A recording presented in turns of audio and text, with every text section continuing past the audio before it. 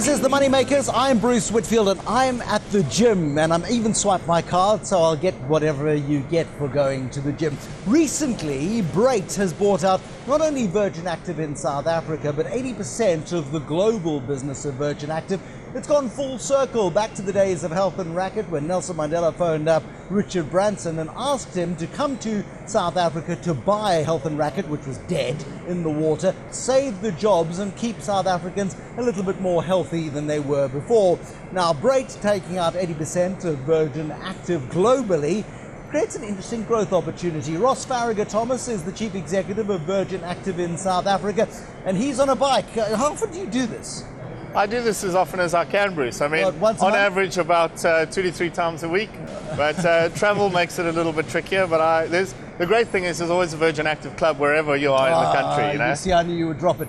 What's it like having new owners? Because there was a point where you were looking to list the South African business, and suddenly Brait came from left to field and said, actually, we got some spare change from the sale of Pepcore. Why don't we buy ourselves some gyms? So far, you know, the transaction closed actually just very recently during the course of last week. But so far, our relationship with the Brait team has been fantastic. I mean, we're incredibly excited to have such an entrepreneurial, visionary team as the Brait guys on board with us. Long-term opportunity to partner with them. And so fantastic and incredibly excited so far. It has to be a long-term thing because you're looking at big Pan-African investment. There's still a growth opportunity in South Africa. What does it cost to set up one of these things? I mean, there's not just the equipment, but just the physical land, the building, all of that sort of stuff. I mean, you know, that's the part that I think excites us the most, is that this is a long-term horizon with fantastic partners.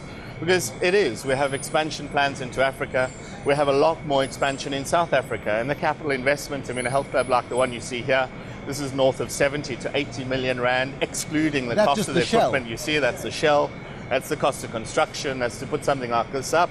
And another 20 to 25 million rands worth of investment of what you see inside the club. So a substantial investment. And when you're doing 15 to even up to 20 of these next year, not all at that cost, but this is a long-term view that you have to take.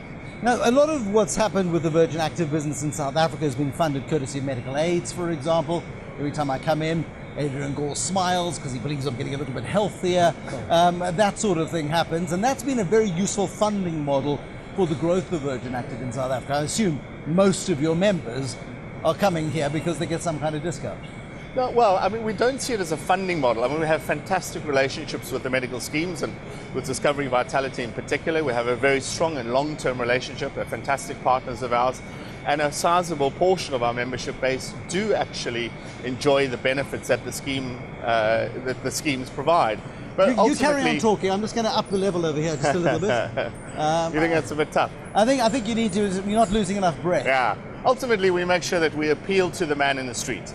It's the consumer really who makes the decision to join the club. But what percentage of your members, though, are medical aid members first, and as a result of that, through the incentive or through the fact that actually it's not too much of a financial burden? Less than half of our members join us through some form of scheme. And that makes up a smaller portion of overall revenue, so the business. But, you know, it's a very important part of it. It absolutely is. And it's important in terms of how it influences behavior. And, you know, we want members to stay with us. Gone are the old days where someone would say to me over dinner, I am one of your best members. I joined and I never come. And you still hear that, sadly. I mean, there's few things that annoy me as much, but that's not the model anymore. But that was the Health and Racket. That's where Health and Racket went wrong, which was they got you to pay up for a 2-year contract up front. They accounted for that revenue immediately. Is that tough? A little tougher. Do you want a bit more? I'll give you a couple more on that. Oh, he's reaching for the button. He's pushing it down. Because I look at Namibia, for example, and I don't know how evolved their medical aid system is. Botswana, where you're opening up, and you've got other plans in other African countries. Those are going to have to be top end. There's plenty of wealthy people in those countries which will relish the opportunity. But I don't see a market for more than 1 or 2, perhaps, in a Windhoek or in a Gaborone or a place like that. We're about to open our second in Windhoek. And you're right, there's an exceptional market opportunity for us, you know, in a city like Windhoek. We're opening our second, as I say. We're opening our first in Gaborone at the end of this year.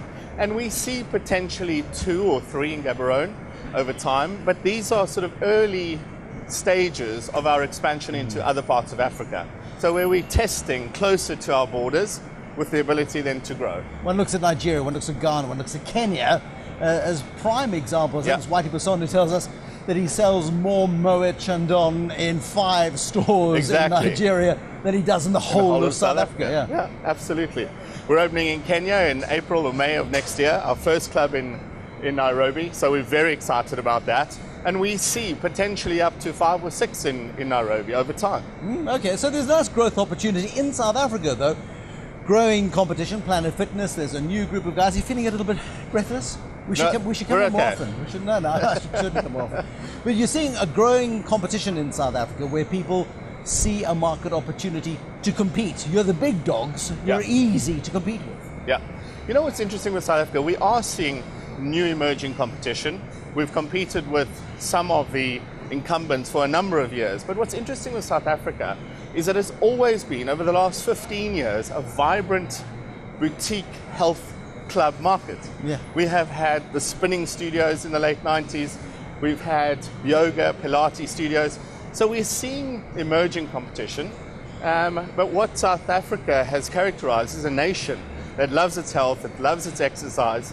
And, you know, we are looking to broaden our appeal, broaden the product offering, and make sure that we're just relevant for every consumer. It's interesting because globally Virgin's brand is seen to be mass market. In South Africa, it's been quite an upmarket brand. It's been, the perspective has been that, you know, it's quite elitist. Yeah. You're having to segment that gym market quite substantially. Yes.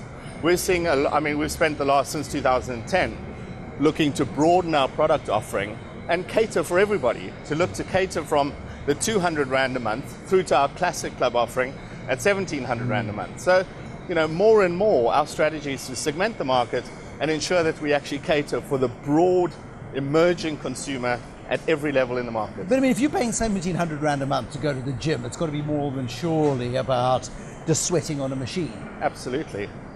At every level, whatever you're paying, for us, it is more about just sweating on a machine. It's much more. It's an experience. Like it's collapsing lifestyle, on the floor. It is Wi-Fi. It is kids. It is social. It's so much more. But that's become, it changes the emphasis then from a place of torture and a palace of pain into a lot more, because I've been hearing stories that you're looking to compete with Slow in the City, for example, the Slow Lounge concept, which is a sort of collaboration between the airlines and the First Rand Group, where actually you can do some office space, you can do some boardrooms, you can do more of that sort of officey, lifestyle-y. Absolutely. You can run your life out of the gym and have a couple of sessions in between. We want you to come and have your workout with us and spend the rest of the morning, spend the rest of the day with us. Our new club opening, our new classic club opening in the V&A waterfront here in Cape Town, which will be opening in the middle of next year, I would be so bold as to say it's probably going to be the best health club in the world. And the exercise experience will be the best in the world, but more important to that for me will be the office business lounge, this social component, the wonderful restaurant, the incredible views, the social component. How does that make money, though, for Brait, ultimately? Because these are the guys. I've been owned by Brait in one aspect of my life for a long period of time. They're lovely shareholders, but they're demanding when it comes to getting a return. I mean, you talk about capital investment of 80 million Rand plus another 20 or 25 million Rand. That's a big upfront cost for a long tail to make some money. Well, we think any good shareholder is ultimately a shareholder who's bought in to get a return on their investment over time. And, you know, if you have a look, we believe that there's still substantial pent-up demand for health and fitness and for our product and for our brand in South Africa. So our new shareholders will work with us over time to really be able to maximize our opportunity to grow both within SA and outside into the African continent. I mean, Branson is a crucial aspect to the Virgin brand. Yeah. He has happily outsourced his brand to, in the UK, in radio, for example. In many cases, he's been happy for other people to take the brand and use it. But you lose him then, don't you, as a poster boy? I think, you know, Richard has always loved South Africa. I think that he still owns Ulusaba. He still owns Ulusaba. He still has a number of different interests in SA and in Africa. So he's always loved South Africa and he's loved the Virgin Active business. He's mentioned on many occasions that the business is one which he feels epitomizes the values of the Virgin brand the most. So I think we'll continue to see Richard just as frequently as we have previously. I think we'll see him still feel very strongly and closely tied to the South African business. So yeah, I think he'll be very much part of our future. So your job now is to take this brand, expand it in South Africa, grow it on the African continent outside of South Africa.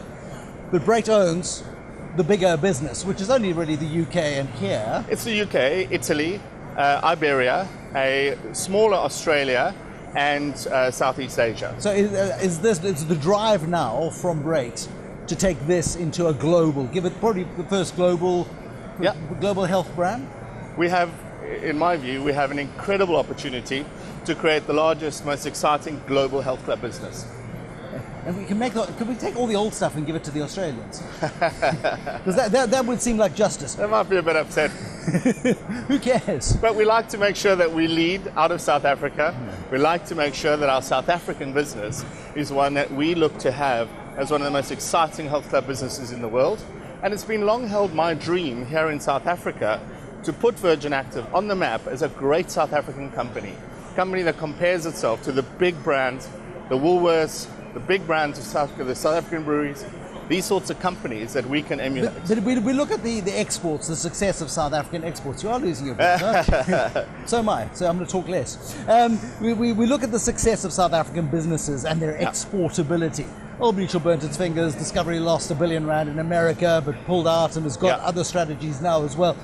Companies make mistakes, they grow, but there is a particular, I don't know what it is, something about South Africa where we create great concepts and export them. It's a tenacity, and we experiment, we innovate, we push the boundaries. We're not scared of making some mistakes, and you see those companies that you mentioned, the Discoveries and others who, they haven't let mistakes hold them back. No. They've learned from those, and we look to do the same. And we're proud of what we have here in South Africa as an important and leading part of our group globally. Ross Faragher-Thomas, I'm going to let you, because I know you really want to carry on. Put it up to level 10, Ruth. Yeah, go on, you put it up to level 10.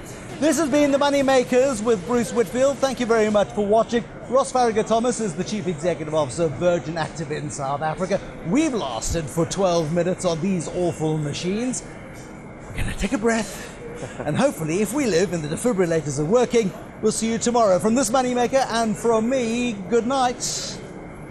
Whew.